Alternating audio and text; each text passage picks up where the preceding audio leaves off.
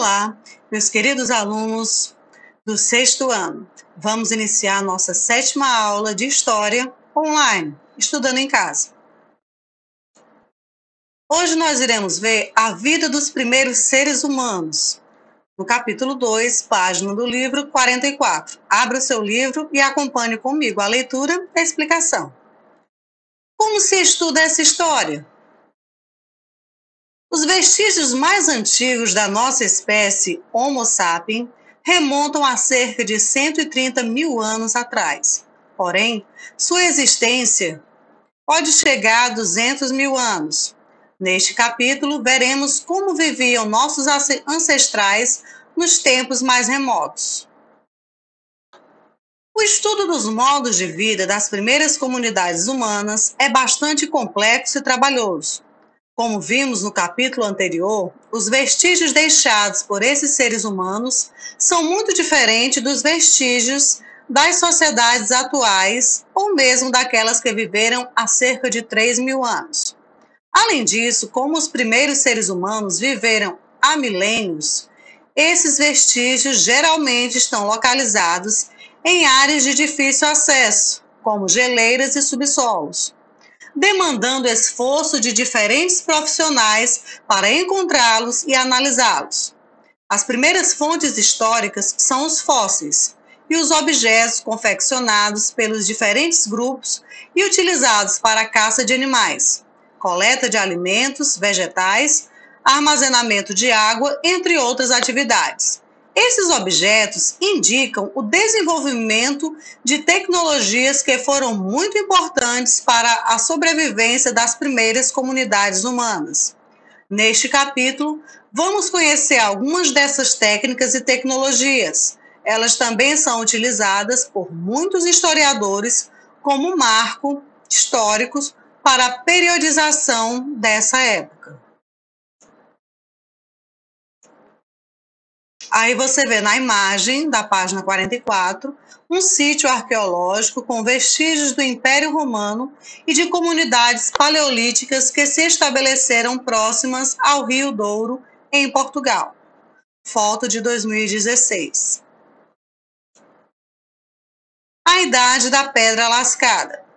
Atribui-se ao Homo habilis, ou homem habilidoso, a elaboração dos primeiros utensílios e ferramentas de pedra, confeccionados pela fricção de uma pedra na outra.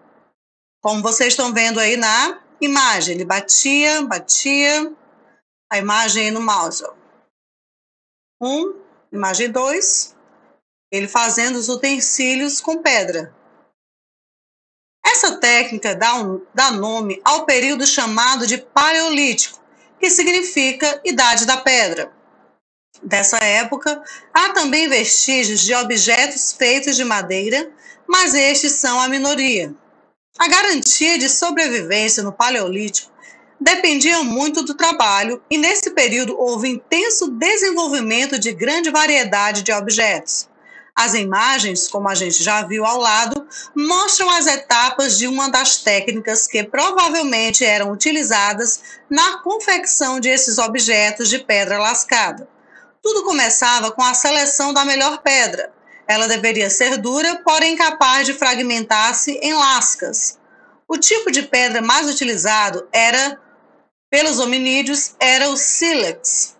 Após a escolha da pedra, iniciava-se o lascamento, ou seja, a quebra da pedra em fragmentos, como vocês veem na imagem 2.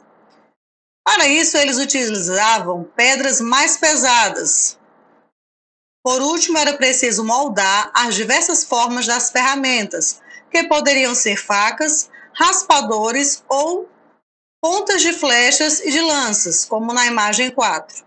As duas últimas permitiam acertar a caça de uma distância maior e, portanto, mais segura.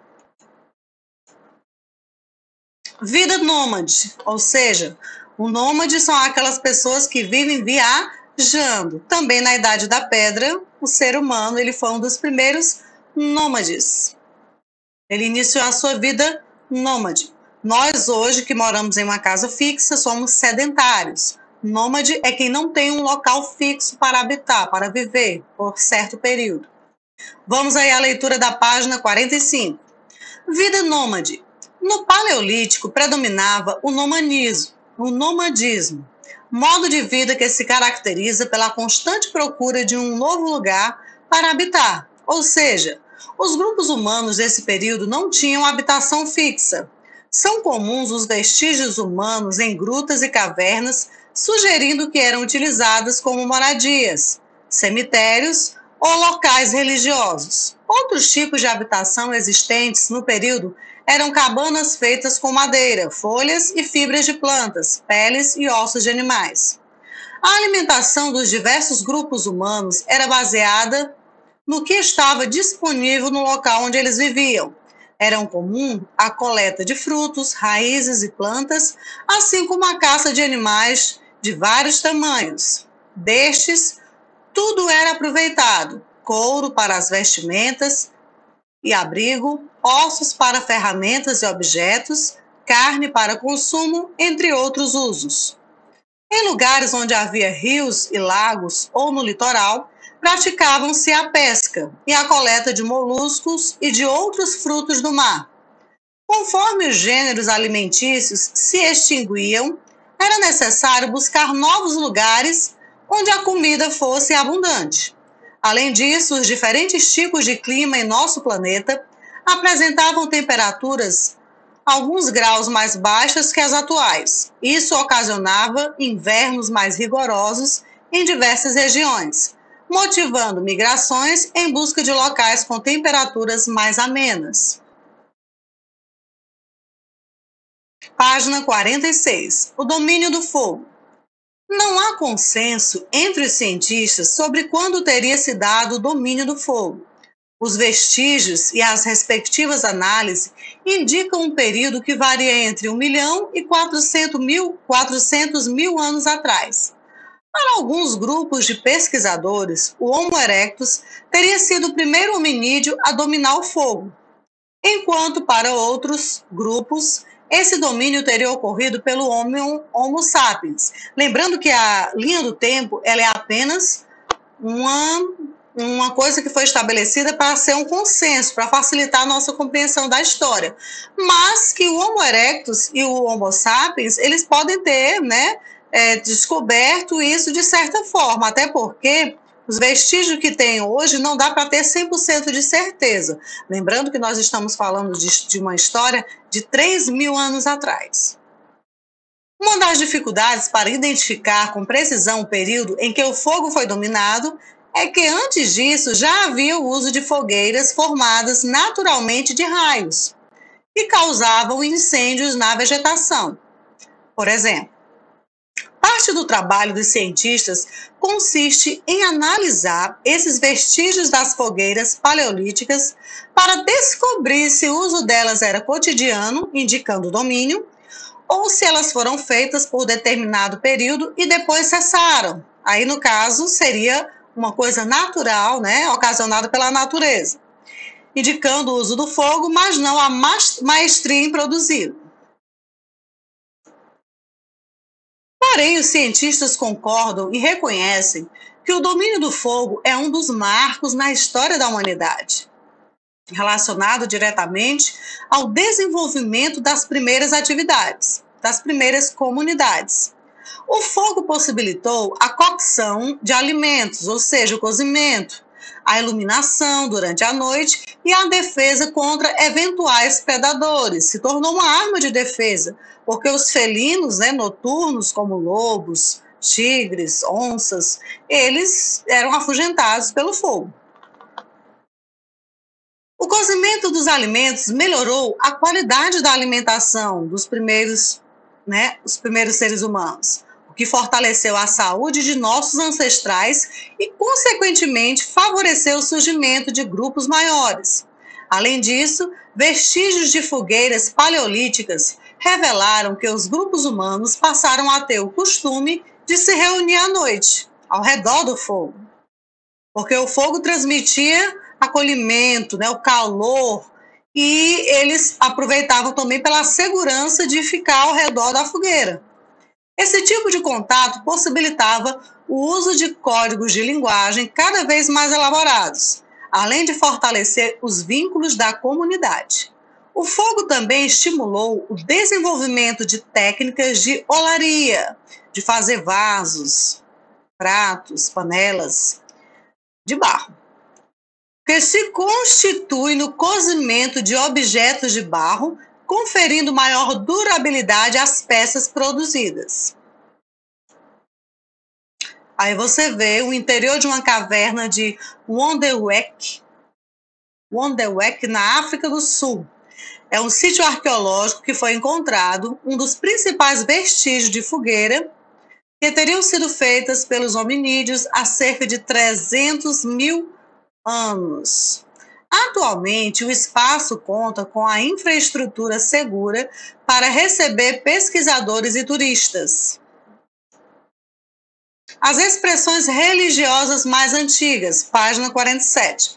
Como nós já estudamos em sala de aula, desde os primórdios que surgiu a vida humana, o ser humano sempre teve a necessidade de buscar a Deus, um ser divino, mesmo que ele não chamasse ainda de Deus, mas de buscar uma esperança em algo além, em algo divino, em algo que fosse para eles o Criador.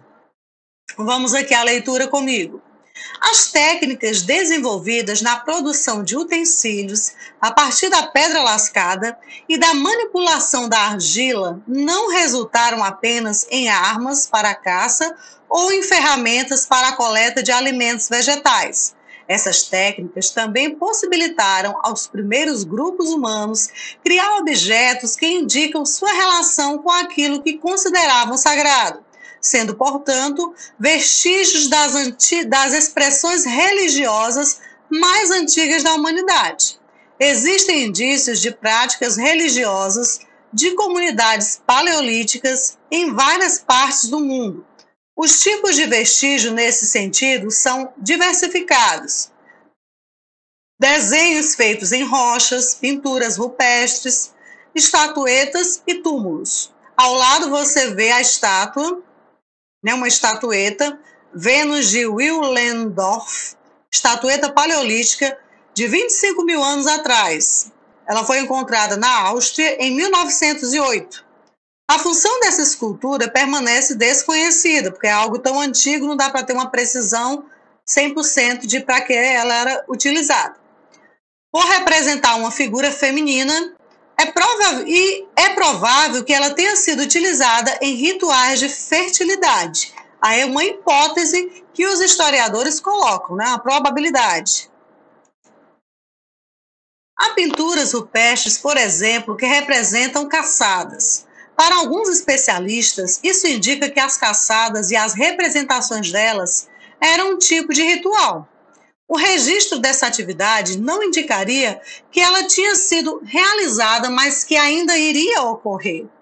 Ao retratar as caçadas, os membros das comunidades paleolíticas acreditavam que elas ocorreriam da maneira como desejavam. Algumas estatuetas feitas de cerâmica ou esculpidas em pedra também representam temas relacionados à alimentação e à proteção. Elas datam de períodos paleolíticos diferentes e têm formas femininas estilizadas. Por isso foram chamadas genericamente de Vênus. No entanto, essa nomenclatura é questionada atualmente por alguns grupos de cientistas, já que na época em que foram criadas, essas estatuetas não eram assim denominadas. Nos vestígios paleolíticos que sugerem o sepultamento dos mortos, foram encontrados com certa constância, ou seja, frequência, diferentes objetos como colares, urnas funerárias e estatuetas, além de corpos cuidadosamente posicionados, como vocês estão vendo aí na imagem. De acordo com os especialistas, esses tipos de vestígio evidenciam a crença de que havia vida após a morte. Aí você vê, dois esqueletos com alguns colares, juntos, provavelmente seria um casal, Mostram também que o desenvolvimento da capacidade humana de conferir significados a objetos, para além de seu uso, ou de seu formato, ou seja, evidenciam a capacidade humana de transcender e de compreender os símbolos. Usavam os objetos já com significados.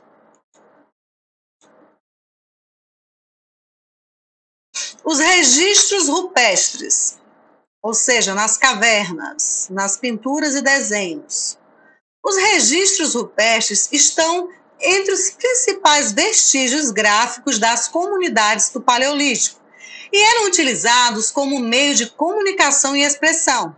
Trata-se de imagens gravadas em grandes rochas, em paredões de pedras e nas paredes internas e externas de grutas ou de cavernas. Essas imagens foram encontradas em todos os continentes, exceto na Antártida, talvez por causa do clima. Há várias teorias sobre as funções desses registros. A função religiosa que você conheceu na página anterior é uma delas. Outra hipótese é que esses registros possibilitavam trocas culturais, já que foram encontrados em diferentes regiões. Quando passava por determinado local, um grupo de pessoas gravava imagens sobre sua passagem, as quais seriam vistas pelos próximos ocupantes daquele lugar. Do mesmo modo, ao chegar a um novo local, esse grupo também poderia encontrar os registros deixados por outros que haviam estado ali antes. Ainda na página 48. As imagens gravadas representavam cenas de momentos em grupo e do cotidiano, do dia a dia, além de caçadas, alimentos vegetais e símbolos que poderiam servir para fazer a contagem de algo, como calendários ou representações astronômicas. Entre as técnicas utilizadas para fazer as gravuras estavam as de abrasão e as de incisão. Primeiro era feita uma raspagem, o abrasão, na superfície rochosa. Depois, essa superfície recebia pequenos cortes, incisões, com um instrumento cortante, formando grafismos, chamados petróglifos. Também podia ser empregada a técnica de picotagem, que consistia em bater uma pedra sobre a rocha em que se desejava marcar os grafismos. Aí você vê grafismo na primeira imagem, vocês estão vendo aqui o grafismo. Essa rocha está datada de cerca de 77 mil anos atrás. Essa peça foi descoberta em uma caverna na África do Sul. Aí você vê, ó, feito, né, os picotes, as fissuras na rocha. Aí a outra pedra ao lado, gravura rupestre feita em bloco rochoso em Ingá, Pernambuco. As datações podem chegar a 6 mil anos. Aí você vê também, né, tipo cortes na rocha para fazer justamente esse simbolismo com desenhos e imagens. Produção pictográfica, página 49. Há indícios de que as primeiras pinturas rupestres tenham sido feitas há mais de 30 mil anos. Eram figuras simples e representavam animais. Geralmente, essas pinturas eram produzidas com corantes extraídos de plantas, de carvão vegetal e de rochas. Muitas vezes, esses corantes eram diluídos ou fixados com o uso de água, sangue ou gordura animal ou vegetal. As técnicas de pintura podiam ser realizadas com carimbos das mãos, pincéis feitos com pontas de ossos ou com pedras, ou ainda com o sopro dos pigmentos, com a ajuda de uma espécie de canudo. As produções incluíam grafismo ou representações de animais e de seres humanos em cenas de área. Lembrando que para fazer esse tipo de tinta, essa tinta levava muito tempo para ela ser feita. É tanto que ainda hoje, depois de 3 mil anos, de 30 mil anos atrás, ainda tem essa tinta na parede. Ou seja, era uma tinta bastante elaborada, muito trabalhosa de se fazer, então não era qualquer pessoa que ia desenhar ali na parede, já que era um material tão trabalhoso e difícil de fazer. E a gente percebe essa resistência dessa tinta, porque ela ainda está ali na parede e ela tem mais de 30 mil anos. Aí você vê Depois, se você quiser acessar na internet e conhecer o Parque Nacional da Serra da Capivara, aqui no Brasil. Esse parque é um sítio arqueológico localizado aqui pertinho de nós, no Piauí, no nosso aqui Nordeste. Aí você entra no site oficial do site, lá você vai ver fotos de pinturas e gravuras rupestres em cavernas que estão lá. Esse sítio arqueológico no Piauí, ele é bastante visitado e está começando a ter uma popularidade maior no meio histórico e está presente nos livros. Aí você vê imagens aí rupestres. As pinturas encontradas na Gruta de Altamira, na Espanha, podem ter até 16 mil anos e impressionam pelo realismo dos animais. Olha, você vê a tinta, ó, como eu falei. Isso aqui era uma pessoa, né, da comunidade, do grupo, que tinha essa habilidade para poder usar essa tinta tão trabalhosa de se fazer, porque ela durou muito, 16 mil anos, não são 16 dias. Aí você vê esse animal muito bem feito, a pintura, né, o tom, né, a cor. Você vê aí o realismo desse animal representado. As pessoas que os pintaram utilizaram as saliências das rochas para produzir um efeito que dá a impressão na imagem de um volume. Já abaixo você vê várias mãos. A caverna de Sulawesi, na Indonésia, ela abriga um dos conjuntos de pintura rupestre mais antigos do mundo. Os registros que compõem esse conjunto, feito com corantes extraídos da hematita, podem datar de até 40 mil anos atrás. Para a pintura das mãos, foi aplicada a técnica de pulverização de pigmentos, também realizada em imagens encontradas em várias regiões do mundo. Ou seja, eles pulverizavam e colocavam as mãos, né, dele. Já dá para a gente saber que sempre o ser humano, né, teve os seus 5 dedinhos. Muitas coisas, os historiadores, eles vão datando, né? As pessoas que colocaram a mão, dá para ver que eram pessoas que tinham uma mão perfeita. Dependendo do tamanho da mão, uma mão infantil, uma mão adulta, isso pode ser constatado e registrado. Terminado, né? Vamos para a nossa atividade de história. Vocês irão reler no livro de vocês de história as páginas 44 a 49 e irão responder apenas essas questões. 1.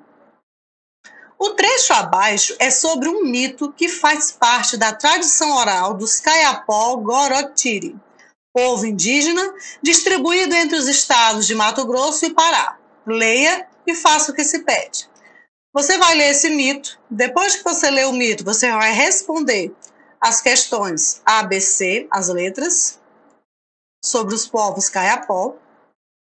Depois você vai vir para a questão 2, que é justamente a análise dessas duas imagens. Essa primeira imagem é uma imagem contemporânea da nossa época e a outra imagem é aquela da leitura do livro, que é uma imagem rupestre, uma pintura rupestre de uma caverna.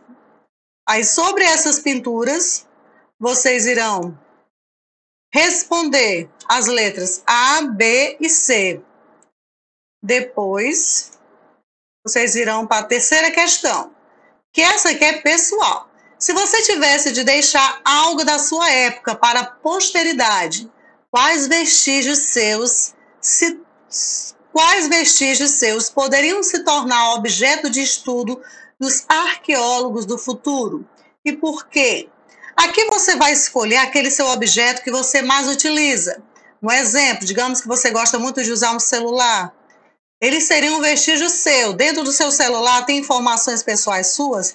Ou, pelo contrário, você não é tão dado ou dada à tecnologia. Você prefere ter um diário pessoal, na qual você registra o seu dia a dia?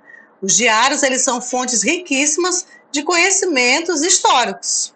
Então, essa questão 3, ela é uma pergunta pessoal. Você vai dizer o objeto e o porquê. Terminada a minha atividade, envie a foto para o meu WhatsApp no privado. Não esqueça, por favor, de responder e copiar. Tem que copiar a pergunta e a resposta, todas as duas, de caneta, preta, azul ou vermelha. Conto com o empenho de cada um de vocês. Estou muito feliz porque estou vendo a participação de cada um. E até a nossa próxima aula, Estudando em Casa.